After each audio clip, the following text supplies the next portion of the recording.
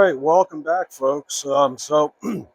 Following this morning's sap collection, in which I got maybe a gallon, I decided it was time to go ahead and pull the taps and do our final boil off. We've got approximately 9 gallons that we're going to boil off today, and I'm going to try and document this process much more thoroughly for you this time, so that you can see what I go through to get the best quality syrup that I possibly can. If you're putting all the work and time and effort into collecting sap, you're going to want to do the best you can with it. So the last time I posted a video featuring a boil off, I talked about moving from a preheat to a drip. And I'll tell you, I really like this drip method a lot better than I like the preheat, because I can regulate the level within the pan. So what I mean by that is, if you look across the backside here, you can see where the foam is starting to build up as the boil drops the level of sap within the pan. I try to avoid that while I'm boiling this off, because as that builds up on the sides, it tends to burn. And as it burns, if you add more liquid back into it, it tends to dissolve it, add a darker color to your sap. It could probably impart some burnt flavoring to it. And so I try to avoid that as much as I possibly can by keeping the sap dripping or flowing from our little contraption here, um, just to keep the levels very consistent throughout the entire boil process. So I have it necked down a little bit too far now, and I can see that because that level is dropping along the rim, and I will adjust it. Um, as I said before, I have moved to using one of these little clamps, these hobby clamps, to control how much flow I get through there. And it's so simple as just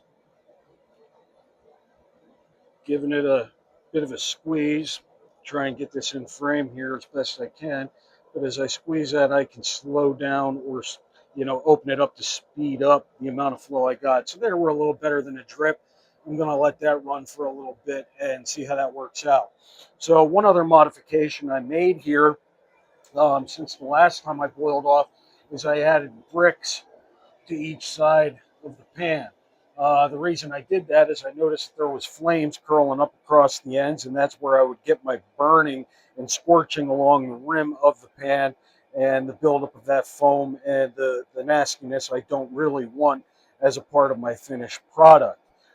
So like I said, I got about 9 gallons to boil down here, and I'm going to try and do several videos throughout the process and show exactly what it is I do and explain why I do it to end up with the best product you possibly can. I'm pleased with what we got so far with the 9 gallons here that we're boiling off today. I think our end product will, or our end total should give us a little less than a quart. But this year seems to have a little bit higher sugar content.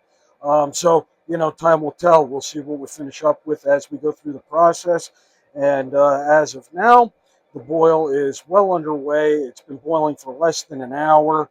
And, another reason I wanted to do this is because, as I said, I started pulling all my taps because sap production really slowed down, and I have a couple of videos out there, some shorts right now, to show why I pulled them. But the other driving factor for me was, because it's not cold out anymore, I can't rely on nighttime temperatures to keep my sap nice and cool. And I definitely don't want it to spoil in the jug before I get a chance to boil it down and get the syrup that we've worked so hard to produce.